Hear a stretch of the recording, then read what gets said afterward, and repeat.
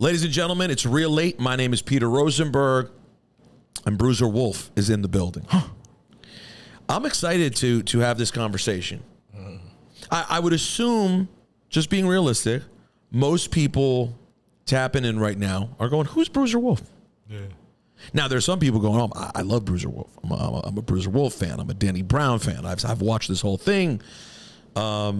I have my Stories Got Stories. I have both albums. I know he played football. But most people are going, Rosenberg, who the hell are you talking to right now? And I'm going to tell you who I'm talking to.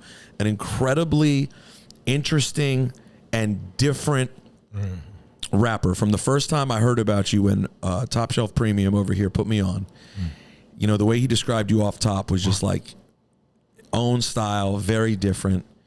Some people throw E40 around. Yeah. Some people, you were telling me, throw Mac Dre around. God bless. Yes, sir. Some people throw around, who else did you say? Sugar Free. Oh, Sugar Free. Yeah. A lot of legendary old school West Coast vibes. I told you I sort of like feel a little bit of X-Clan. Professor X, who I loved and is super unique. But either way, it's a sort of talky but in pocket sort of it's hard to explain, man. You got to go experience this music. The new album, when did My Stories Got Stories come out? It came out this year, right? Yeah, at the top of the year. First week of the year. So it's still relatively new. We're still in like the first six months of that album. I strongly recommend just go spend some time, put it on, and just let that thing rock. But you have a crazy story, bro, going all the way back to the very beginning. But first of all, you were like a serious football player prior to any of this, and you weighed like 100 pounds more. About 330 pounds. So you were O-line? Yep, center and play nose. Center and nose tackle. Yeah, I'm that one tackle. So the word on the street is, generally speaking, the center is the smartest player on the field. For sure. Is that accurate? Yeah, I touched the rock more just as much as the quarterback did. Every single play. Yeah. And how serious were you with the football? I would say I was pretty serious. I was really focused. You look at it now, you see people now, they so focused. I really wish I had that, but I didn't have that, bro. I don't think I did enough, you know what I'm saying? But I really tried. I tried to push it, and I definitely learned, you know what I'm saying, and studied it. But so how far, and where'd you play in college? I went to Clark, Atlanta. Oh, you went to Clark, Atlanta? Mm-hmm. Oh, wow. Yep. Then I went and played arena football. I've got a trial with CFL, got cut and shit, you know. Yo, you know what's crazy to me about sports in general? The thing that blows my mind is like how serious someone like you. How tall are you? 6'2". So you were 6'2". You said 330. Yeah, but I wasn't 330 playing. Then that was the biggest I ever got. But okay. When I was playing, I was like 6'2", 287, 280 maybe.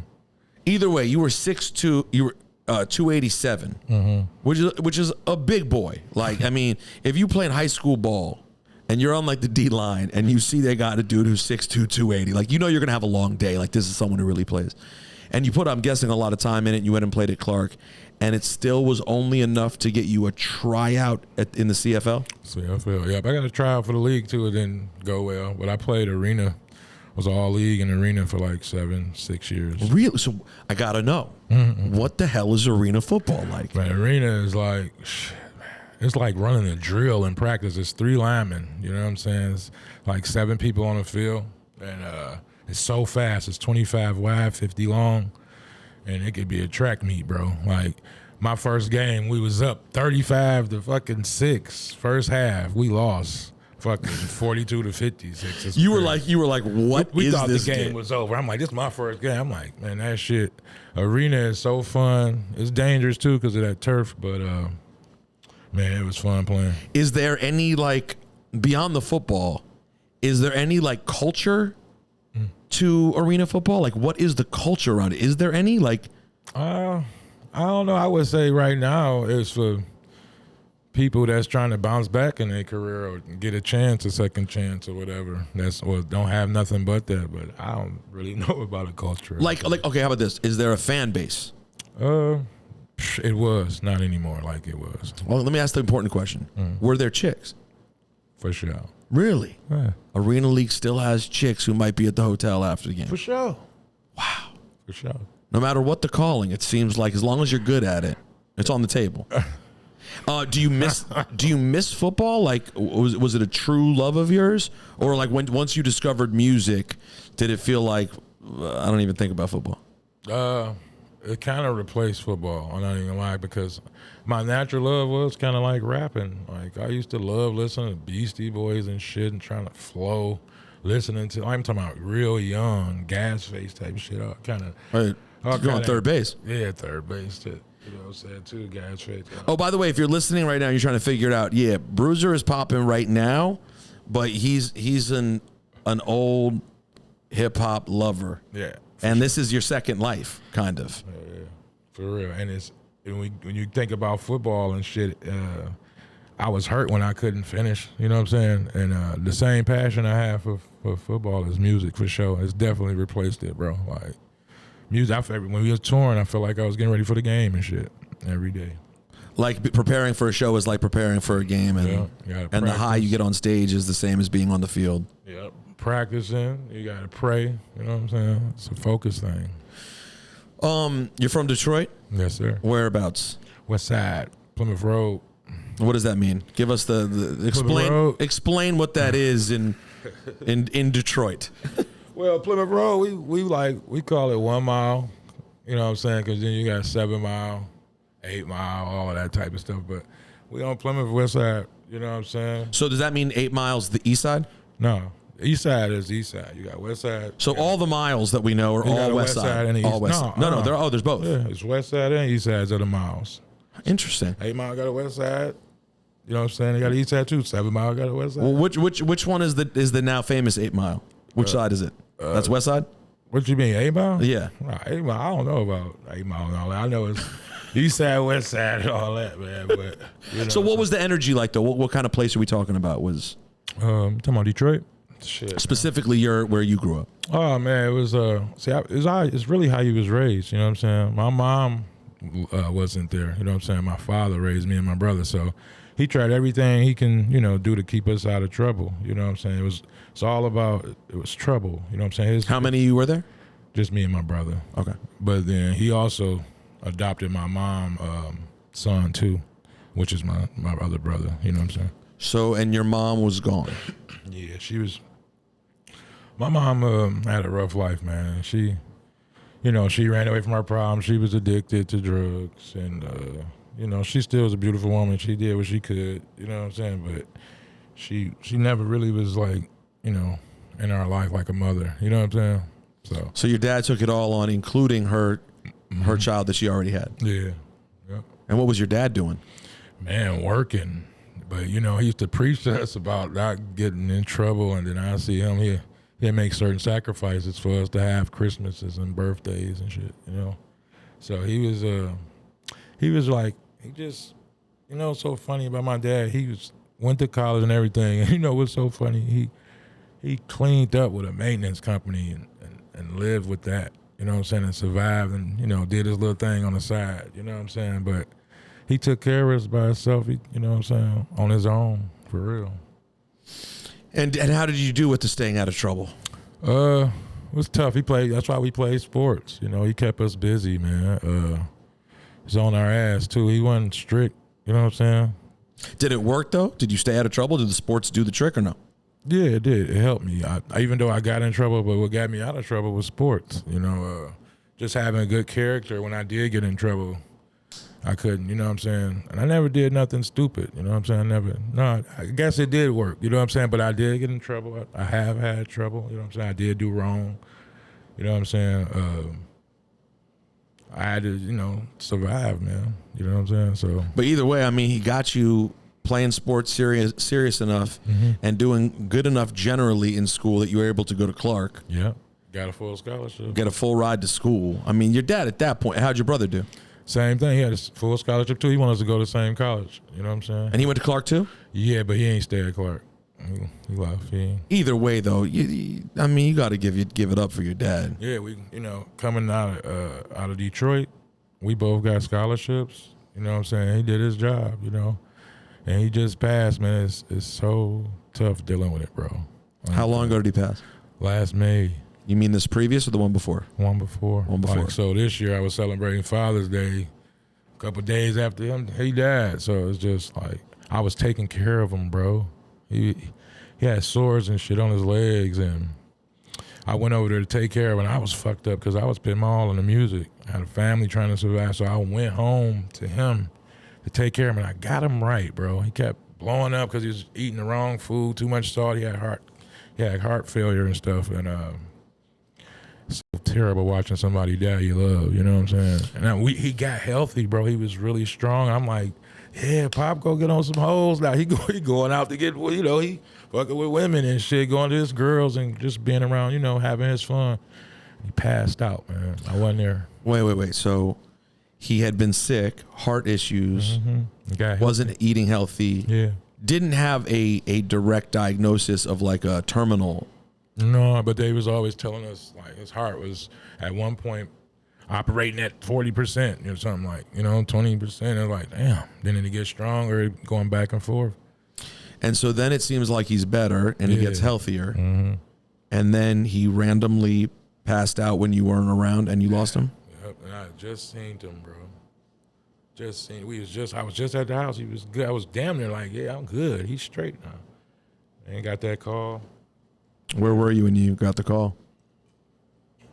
At his house, sitting right there with my son. We was chilling, about to take him to practice. And some neighbors came like, your daddy, we got a call. Your daddy passed out and he unresponsive. I'm like, what? Like, nah. And he been going back and forth to the hospital all these times. So I'm like, nah, it's straight. I went to the hospital. You know, they be playing at the hospital when you lose somebody. They like, yeah, you can go in the room. We'll be right there in just a second. And it's like, we got his belongings. Here goes his ID and stuff. I'm like, okay, he good. So and then two other doctors come in. Hey, your father, what did you see your father do today? It was different. My God, none. He was in a good mood. He left. Well, today your father passed along. Like, to take the air out of you. And you thought you were just having another conversation with doctors like you've had in the past. Yeah, we gonna have to do the operation to fix his heart. My father wasn't trying to get them to operate him. So you thought this would be the moment that was going to force him to do the operation. Yeah, and he was just in there, and we were supposed to get a stent, you know, or something. What you call it, a defibrillator to keep his heart from stop beating, or whatever. And they weren't gonna let him out until he got it. So we all agreed as a family to do it. And they never did it, bro. They let him out and shit. Talking about he had an infection in his leg, so they couldn't put the respirator, I guess, the thing on him. And it's the defib, right? Isn't that what's like a? Yeah. It's when they need to have something to regulate the heartbeat repeatedly in case it goes off. Yeah, and he was against it for so many trips, but this time we was like, all right, we gonna do it. And he signed the paper and everything. They didn't do it, so they couldn't do it because I guess the sores on his legs. That's what they were saying, and that would ultimately be the real problem at the end of the day. Because he had like a cardiac arrest before, bro, like, and came back.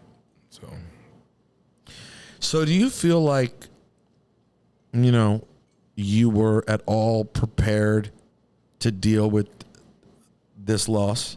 Not at all. I should have known. Like me and my brother was talking about it, but you don't want to deal with that.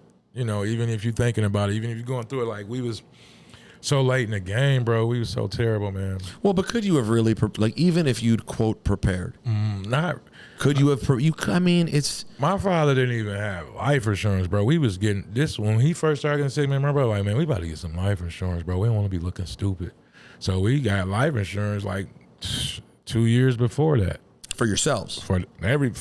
Oh, for him. Yeah, you know what I'm saying? So he did have it by the time he passed. Yeah, but they didn't honor it. So we just got back a damn check that with all the money we put in. They didn't honor it because it was too soon. Yeah, the premium and all that. It's kind of crazy, bro. I guess what I'm trying to ask is just like, I just feel, you know, I've been super fortunate. My parents are, thank God, still around in their late 70s. Mm-hmm. And so I've never experienced this, but I've watched so many people go through the loss of parents. And the thing that I think has kind of blown me away in watching it is just that It's so incredibly difficult. Like the level of pain that it seems to put people through and how long it takes people seems like it's almost underrated. I know that seems silly, but it's like people act as if it's this normal part of life. So once you're an adult, you'll be prepared for it by the time comes. You never prepare for it, bro. Like, I ain't even lie to you. Everything, I didn't want a championship. It felt good. You know, they said it was going to be like, you're going to get some money and, you know, good music. Somebody died, bro, like that. Like, you only can deal with it. You don't even move past it. It's just like I only got memories. And that's why I ain't left that house yet, bro. I was raised in that house since I was 1. And I was there trying to save my father. And, man, shit, you don't never get over it, bro. Like, Has it gotten better?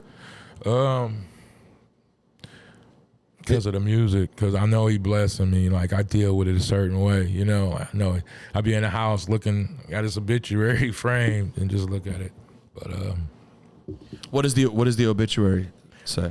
It was just him suited up with his hat. That's the reason why I wear the hats. But I just wake up every morning, look at it. When I practice, I rehearse, I look at it. I just got a certain way of dealing with like music. That's another thing about music, bro. It carried me through that. That's all you really got. You start listening to all his favorite songs. What were his favorite? The Stylistics, You Make Me Feel Brand New. He loved it. Fantasia, When I See You. Oh man, he loved Aaliyah. At Your Best. How old was your dad? My father was born in 55, so he'd be what? 69, 68, 69. Yeah. Died earlier to me. Like, that's just, he was such a good guy, man. God. You know what I find interesting? And I don't want to speak out of school because I'm sure there are people listening who.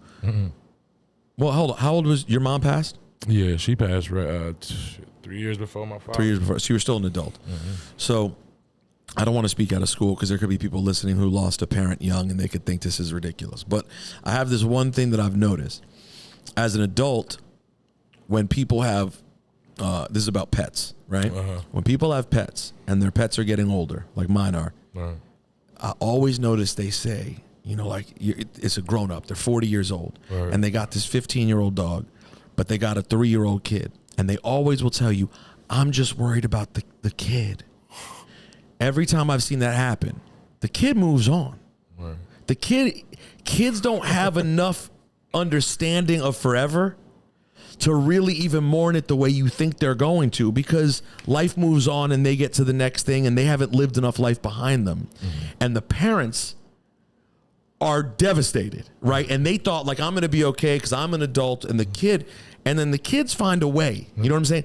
My point is, I feel like there's a thing about losing as an adult that you think you're going to be prepared for, but the fact is we understand finality more as adults to where it's just incredibly hard. And I don't think, when my parents bring up their parents who have been gone now many years, I never see the hurt gone from their eyes when they talk about it. And they didn't die particularly tragically. They lived older. And still, like, and you know, Ebro, my partner on Hot, will talk about both his parents passed in a relatively short period, and he will regularly talk about it. And I guess you've had this experience. He said he will wake up sometimes and just be like, bro, I don't have parents. Like, I don't have parents.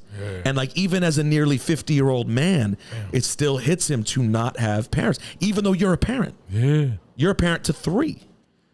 But like, we still never, it's still never natural. They acted as, I don't know, I feel like I was sold this bill of goods that it would be natural one day, you know? Because they always say, and of course, the most unnatural thing to happen is for a parent to lose a child. And we all recognize that that is the ultimate nightmare, right? So like, that sort of gets its respect as the ultimate tragedy. But there is a real tragedy to losing parents, even if it's what's supposed to happen. It's just a horrible thing. I'm sorry to see you going through it. I'm glad to see that you're, at least I'm sure, better at this point than you were 13 months ago. Yeah, for sure, man. I'm definitely moving on from it. And how much did your kids understand it? Oh man, my kids devastated, man. My two girls, they have memories too. They ever check in on you? Like, could they see how much it was affecting you? Yeah, all the time. My son do too. That's pretty amazing though, to have your kids. They know it's really got to me because, you know, It is like you were saying, it is a normal thing for somebody to lose their parents. I mean, I'd say it's normal, but it is different for you to lose your child. And I've seen people lose children, and I just seen somebody lose somebody the other day. Rest in peace, Andre Selden, man. It's a little man, played football. He died in a tragedy, man. A drowning in Utah State. He was a football player, man. I've seen him since he was a kid play, man. Mm-hmm. Shout out to his family, man. God bless. But you know, when I seen that, it kind of made me think about what you were saying. But well, that like at least as bad as it is when you lose parents, it's supposed to be what eventually happens. Yeah. If things go right in your life, the parents will die, and then the kids will live on, right? I guess I'm just extra emotional. Like I feel sorry for my father, bro. Like he gave us all he had. He never ever got a woman really again after my mama. He never like locked it down. Sacrificed everything. Like damn, bro. Like, you know what I'm saying? Like you worked every day for us. You was on us about not getting in trouble and shit. And he never had another serious relationship. No, he had a couple of flings trying to be a player and shit, but never had that thing. So you have a. He went so hard for us, bro, and then I feel like I ain't do enough, man. It sounds like you did I know. It sounds like you did everything you knew how to do, bro. Man. I gotta stop tripping like. Yeah, bro. We can only do how much we're equipped to do, bro. Like. What you never got a training manual on your dad's health declining and age? Like that's, I'm confident he felt cared for. Yeah. But you got a family. Yeah. And how do they feel? Does your family have a full understanding of your music career? Are your kids hip to the music? Because your music does have, I'd say, adult themes at times. My son, he understands. He just don't understand. You feel me? Like he know all the words, bro. At 6, someone should call Child Protective Services. I know, bro. I'm like, stop that. And then adults be hearing them say it, like especially street dudes. Like, man, he said something so out. I know he ain't know what that means, man. But he know all the music, man. But my 2 girls, they been there since day one. They tied all the way in. But they don't be repping. They don't be repping like they should, but they do. Wait, how old are the girls? 13 and 15. Okay. So they get it. Mm-hmm. They at least get it somewhat. I was told that oftentimes people will cry at your show. Yeah. And you'll cry at your shows.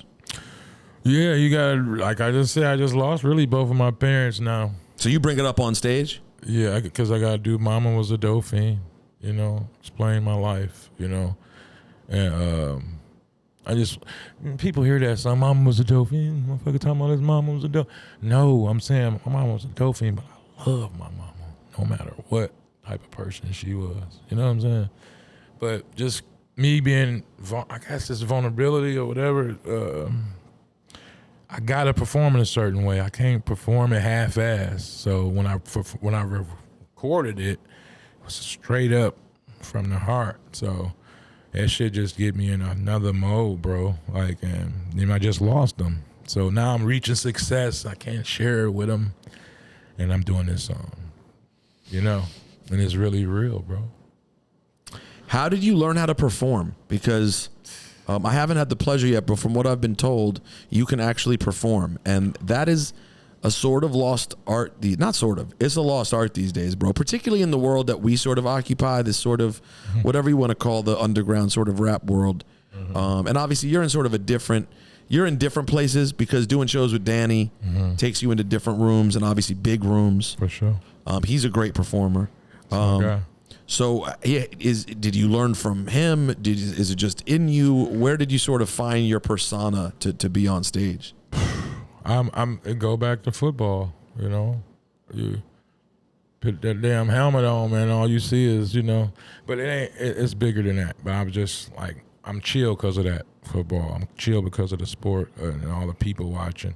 But it really come from studying Danny. It really come from me, like, wanting to be a good performer. It come from me studying great performers, bro. I study area. I watch Action. Bronson, one time, he came with Earl to a show, and we was backstage. I just seen how he grabbed the crowd. I like how the loopers sometimes rock out. You know what I'm saying? I watch, you know, Teddy Pendergrass sometimes, the fucking Whispers, sweating and shit live, Soul Train, whatever. But I don't want to be just that. Like, okay, he got bars and all that, but he kept performing like, I'm coming, panic, come see me. Let's have some fun. Like, it's an experience, like, you know, and I want to share with y'all my life in one evening if I can, you know what I'm saying?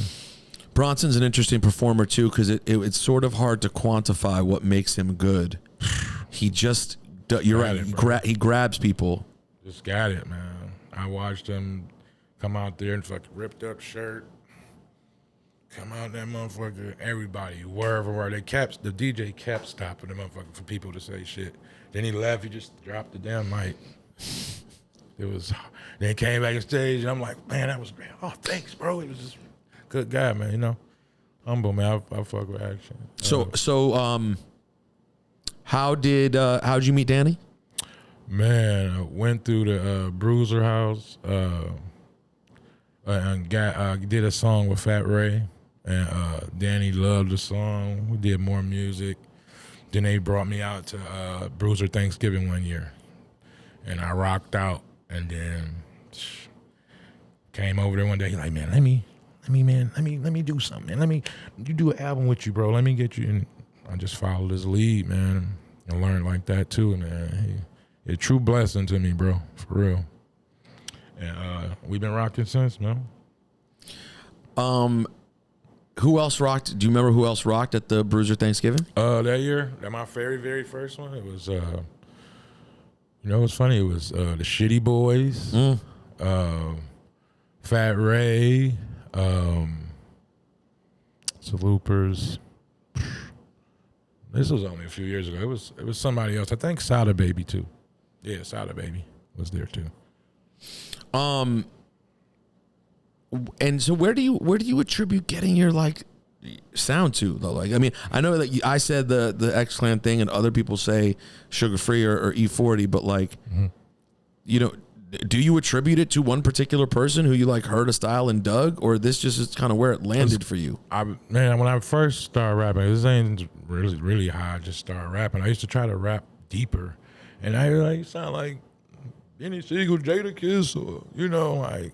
Or I found myself just sounding like any other rapper that's trying to rap about the streets. And what was your name at that point when you were? Big Wolf. You were just Big Wolf. Yeah, and you know, I started saying like, man, damn, I got to make a change. Like, and I got sick one day, and I still had to do this studio time, and I rushed and I had like a strep throat or something, and my voice was kind of squeaky. It ain't loud it ain't falsetto as it is now, but then I'm like, damn, I might have started rapping. Like, what if I was cause we was raised off the stylistics. Now I can give my game to the stylistics, Blue Magic. My father always listened to it at night. Take y'all ass to sleep and playing the stylistics, right? So they got one of the greatest falsetto singers of all time, Russell Thompson Jr. And I'm like, what if it was a rapper like that? You know what I'm saying? I never thought about like nobody else with a high pitched voice or anything. I just thought like that'd be dope. You know what I'm saying? And carry your voice out a little bit different. And shit, I used to listen to Danny, you know. It's a lot of great rappers with that voice, you know what I'm saying? I just took it from there, man, and that's how the style came, and I try to be poetic as I can, you know what I'm saying? I just don't want to say shit for nothing, you know? So it sounds different, you know? And I really can't pinpoint who I got the sound, but I know it comes from that stylistics. And what's the quintessential stylistics album? I don't know what the album, but I know all the music, man. You Make Me Feel Brand New, White as Rain, just goes on, man. Blue Magic, it just the tenors, bro. They did something to music, even with the Temptations. You had David Ruffin, but then you had Cornbread too that can blow.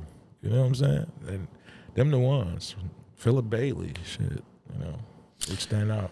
Philip, you know, pardon, but again, for the second week in a row, I have to mention my parents were not listening to the stylistics in my house. I forgot Philip Bailey's a stylist. No, not Philip Bailey. He's not. He's Gap band. He's Gap. No, I'm tripping. What's Philip Bailey from? Earth, Wind & Fire? Earth, Wind & Fire. He's from Earth, Wind & Fire. I'm losing my mind. Okay, good. See, but look, I feel better. At least you made me feel better because I was like, wait. Who is there like a breakout from the Stylistics? Well, the head singer probably split off, but they still was all together. I guess they just tour different. I haven't seen them in a long time, but keep that music, man. Keep that music in my soul. Stylistics members: Arion Love, Herb Morrell, Jason Sharp, and Barrington Bo Henderson. That's the new stuff? That's the new past members. Right. That's okay. Russell Tompkins Jr. That's the voice. There you go. That's the one. That's the voice. James Dunn, James Smith, Raymond Johnson, Harold Eben Brown, and Van Fields. You don't understand, man. I get it. And I'm not the greatest historian on shit. I just be this is just the shit your dad was. shit. This is just the shit your dad was playing. Yeah. By the way, like I have a similar knowledge of random music that my parents were playing, and I didn't like some artists I bought into more than others. Like some were sort of just cursory background music that I like, and then some were like, right. Paul Simon was one that I'm like, oh, this guy I really like. This is someone that resonates with my life as I get older. Like I mean, like now it's kind of crazy how to choose music. Like I like Simply Red right now. I like Simply Red is where you're at right now, huh? I like Simply Red, just the old music he had. I like the. Well, what's the biggest Simply Red record again? Now you're gonna put me on the spot like this. No, I'm just play it. Don't worry. If you don't know me by now. Yeah. Yeah, that's the.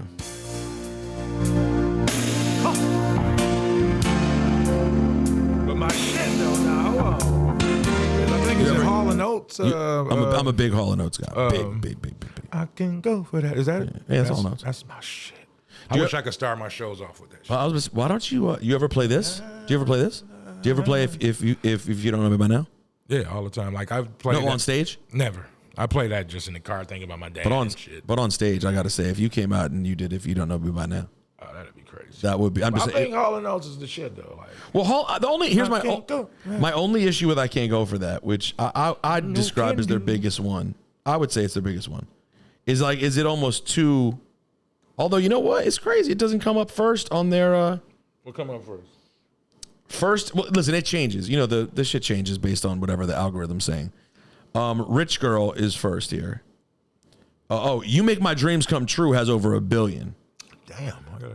But You Make My Dreams Come True got the soundtrack treatment, That's my shit. It's that Adam Sandler shit.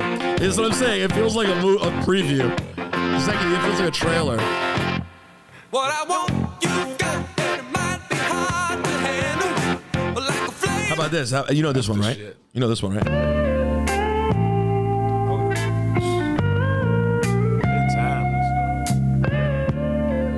Hold on, but did you know this? Huh. You know this, though?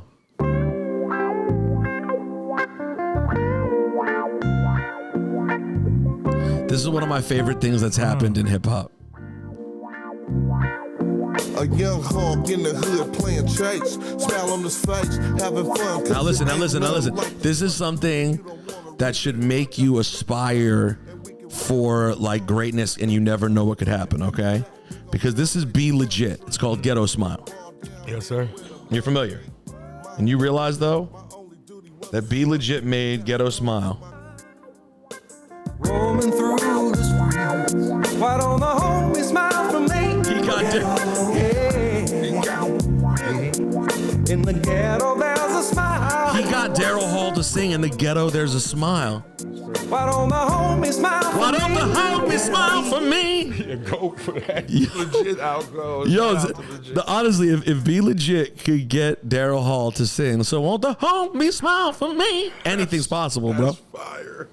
How crazy is that? I ain't even hip like that. No. By the way, I'm only like I missed the moment kind of, but like when I saw that was them like that. No, it was, bro. It was. It's featuring Daryl Hall, bro. I always wondered. I'm like, when I first like looked at it, I was like, did Daryl Hall owe someone money? He was like, I gotta get this feature done. I don't know who Be Legit is, but I gotta get this shit done. But it came off. It came off great. Who would? And this is a generic interview question. I apologize, but who would be like the dream sort of collab? Right now, And you talking about rappers or No, anything. anything? Oh, shit. I like SZA. Oh. Like do one with SZA or SZA's kind of low key becoming a legend. just makes us everything just feels so good about her music. But just rappers too, like Dream, like shit, man. You know it's shit. I have to go with like Jadakiss maybe. Just on some the love for music. Maybe like Ghostface. I mean, but I think I talk about Ghostface on every episode. Man, Ghostface, cold, bro.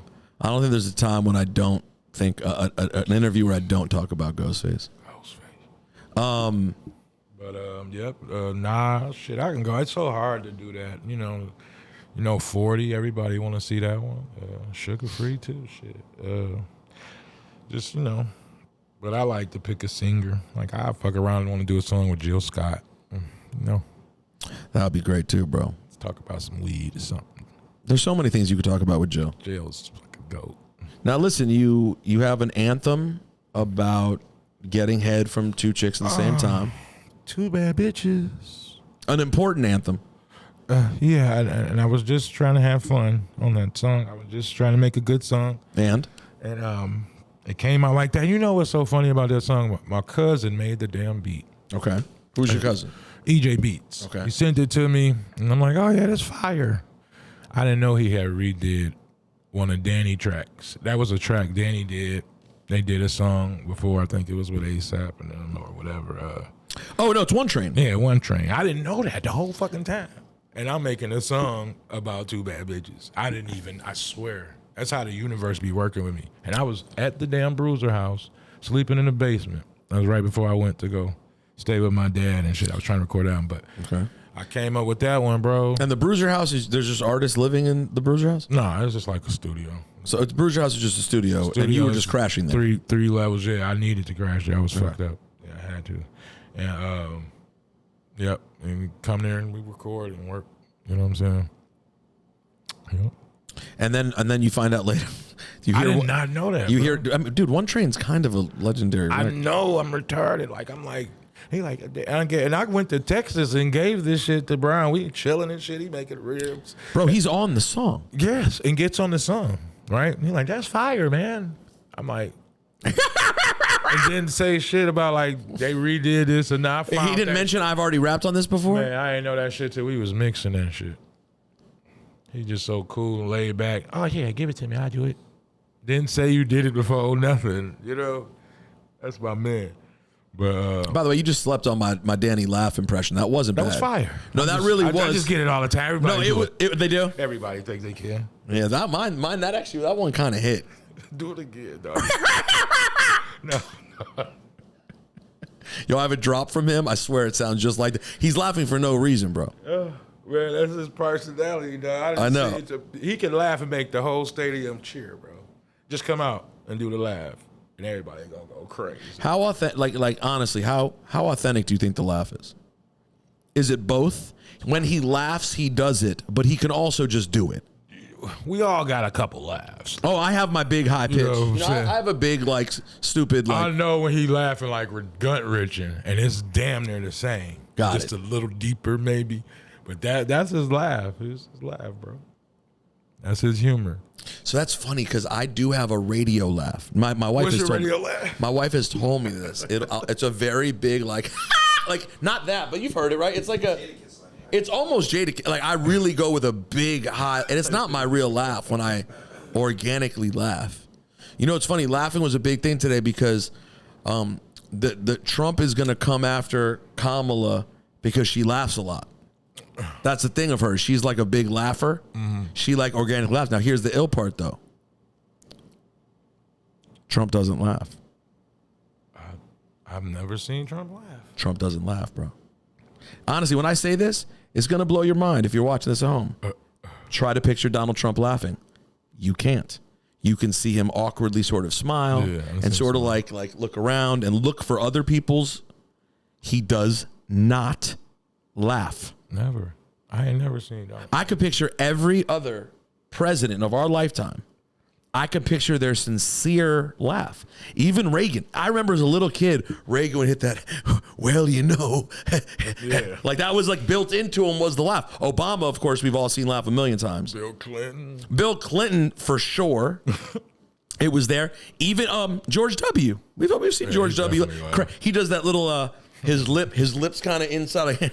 I ain't never seen Trump. Trump's never laughed, bro. Isn't that crazy? Scary, bro. Yo, that's scary. So I'd so much rather have someone with a crazy laugh than someone who never laughs. That's terrifying. Yo, Detroit is one of the more interesting rap towns when you think about it.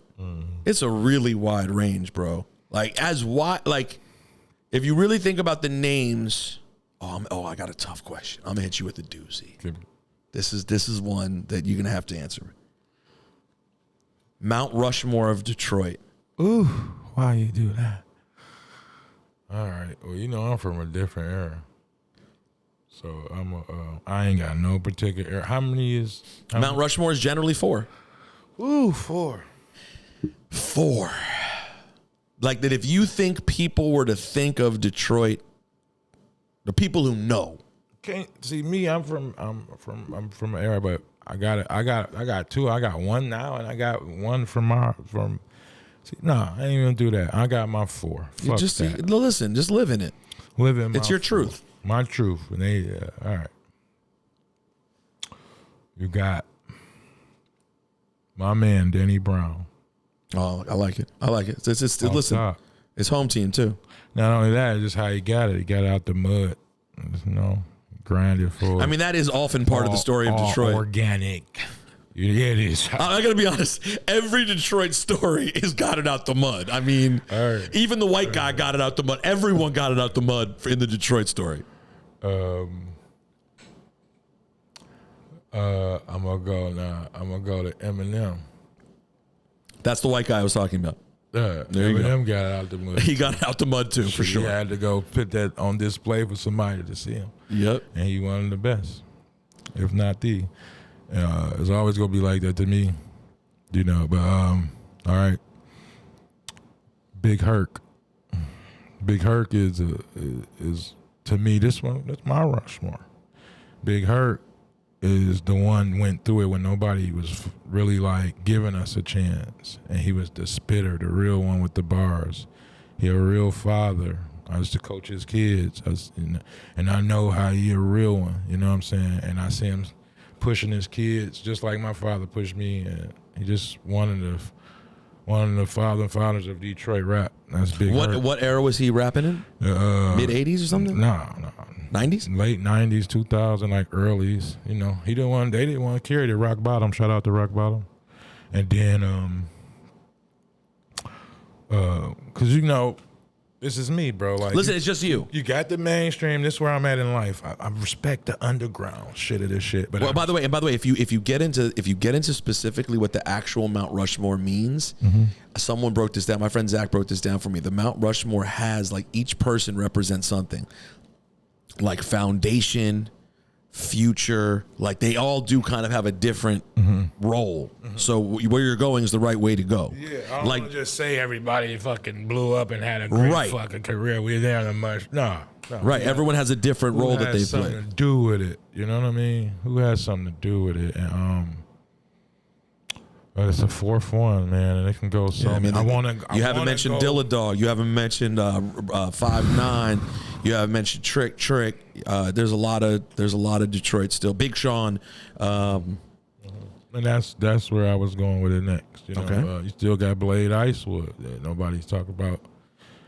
But that 4th one, I'm gonna have to go with.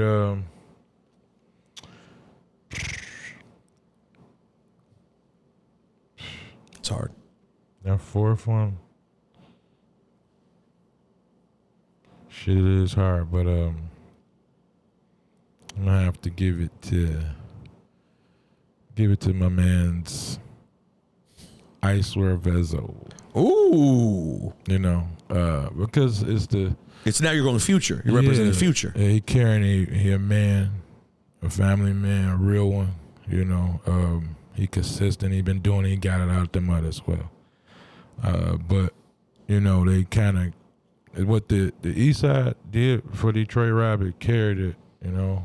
And I could have said Doughboys Cash Out too, shout out to Payroll. But I went with Vez and them. Vez stayed strong. He's still going hard. They changed it, man. They gave us something to be proud about, even rapping in the underground, like, you know. So it's like what he doing too. And he older than, you know, he mature with it, you know, and I can relate to it.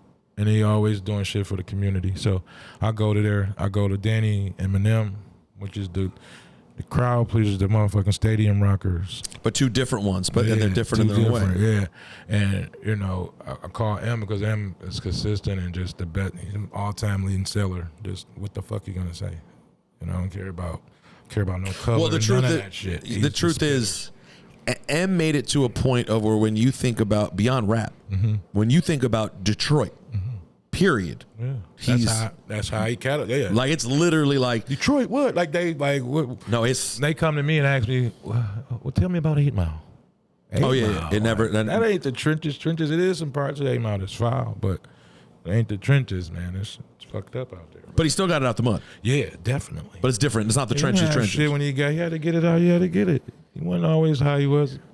You got to be special to do that. I don't care who you is or what people trying to say. You got to be special to do what he did. And he represented for us to the utmost. And say Danny, you know, Danny always trying to be the trendsetter, the test maker. You know, he gonna tell you something before it happened, and you know, for him to believe in me, I gotta go with my man. He put all, you know, did a lot into me, believe in me, and I believe in him, and I see how he rocks shows, man. So somebody to be doing music from 10 years ago that people still sing loud and proud.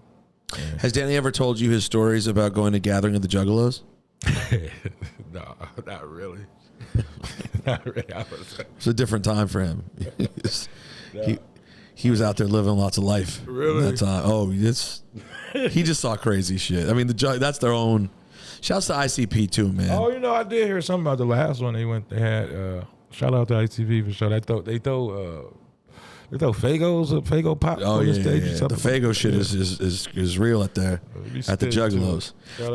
They're interesting, man. You know, I had ICP up at the radio station a few years ago, and you know, they'd already been, at the time, they'd been in the game, you know, 20 some years. Yeah. It was their first time ever to rap station.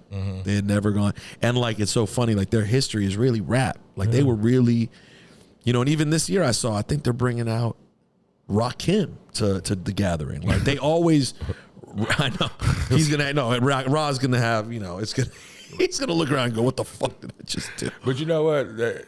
You gotta get them. They doing like organic. That's a dream of any artist to have that organic following, that cult following, bro. That's big. No, they made it happen their own way. Yeah. They're good dudes, man. And it's again, just to point out another bizarre side of Detroit. There's just so many different things. And then when you think about Dilla, how different Dilla is. I wanted to say Dilla, but I put Dilla like in its own Rushmore of producers. Like right. He the GOAT. You know, the greatest of all of them. Do you remember Dilla, like when Dilla was active and alive? Do you remember the conversation around him? Like, were you hip at that time? Were you paying attention? Not really. I was just listening to his music and his beats that people have on YouTube or stuff like that. I just and then now I was like, I'm just learning. Like, you know what's funny? It's like him and I'm doing a lot of research on him and Doom. Like, they the greats like of it. Like, I didn't know who Doom was until I got with Danny. Danny like, what? You know what Doom is, man? I got to listen to Doom and shit. We was and Doom. No, listen, crazy, bro. But those guys, it's the same way with Dilla though. Those guys, Doom, Dilla, and Madlib, they in different ways. Some ill stories I heard about Dilla. Like a dude I know used to do production with Dilla. They said Dilla was on his like he was sick in a deathbed, like, and he was making beats. Oh yeah, at the hospital. See that was Donuts. That was he made the Donuts album. They say he was torn and coming on stage with a wheelchair. Oh yeah. I get, you know. You can see the videos of him still rapping on stage with the wheelchair. That's something. No, he was different, and he had an awareness. He had some sort of acute awareness of kind of what his impact was going to be, And I think he was aware of that. I didn't know the man at all. The one time I interviewed Slum Village while he was still alive, he was not there. By the way, shouts to Slum Village as well. Yeah. Bot 10 T3. But, you know, man, shouts to Guilty Simpson, Elzai. Guilty, that's my guy. That's the guy right there. Yeah, Guilty got we cooking up. Really? Yeah. Oh, shouts to man, Guilty. I went. You talk about performing too. I went and watched him perform. I had a little show with him. I was at some festival maybe a year ago, and I watched him. They had him last, and he came, man, and all the words was A1. He was on point, man. I just tapped more into him. I always was a fan, but he's so cold, man. So cold. Yo, man, if y'all have not yet tapped in, go check out Bruiser Wolf, man. The body of work is amazing. You have a Harry Fraud project coming soon? Yeah, we cooking up. I'm going to see Harry after I leave here. Please send him my regards. That's for sure. You have, you have a new single with Filthy coming in a few weeks. Oh, yeah. That's what I'm told. Yeah. This is my notes here. That's what I'm told. Let's see what else I have. You were Skilla Baby's Pop Warner football coach? That's funny, yeah. I was the O-line coach. Skilla was the quarterback. How good a baller was he? He was good. You know what was so funny about him, man? That our coach had a damn running back playing quarterback, and I think he should have been the starting quarterback. So we misused. He misused Skilla that year, but Skilla, man, was an athlete. He can play quarterback. He won a championship the year before on a little level before he got to my level, our coaching level. He was talented as hell. He can play basketball, man. 20 and 10 type of guy. Really? That good too? Yeah. So an all-around just crazy athlete. Yep. It's so funny that I ain't seen them since, he been going crazy. I seen them during the start. We have these little showcases, and I seen them first coming out. This when he was first coming out, and he's like, damn, coach, you ain't know you was out here rapping? I'm like, yeah, I'm rapping, bro. And he wound up winning the showcase. That was so funny. And I was a judge that night. And shout out to Skilla Baby, man, holding it down. By the way, that's so funny that he just saw his coach out here rapping. And it's like, what's funny? I knew V's when V's was in diapers. That's funny. Yeah, his father is my big homie, my big bro. You know what I'm saying? Like, see him actually bad as hell. Just, V's. Know them like family. All right, yo, his name is Bruiser Wolf, and you wanna step outside and kick these bars too? Oh shit, yeah, let's do it. He's about to do some raps as well. Thank you for coming by, brother. It was a pleasure, man. Oh man, much love, Bruiser.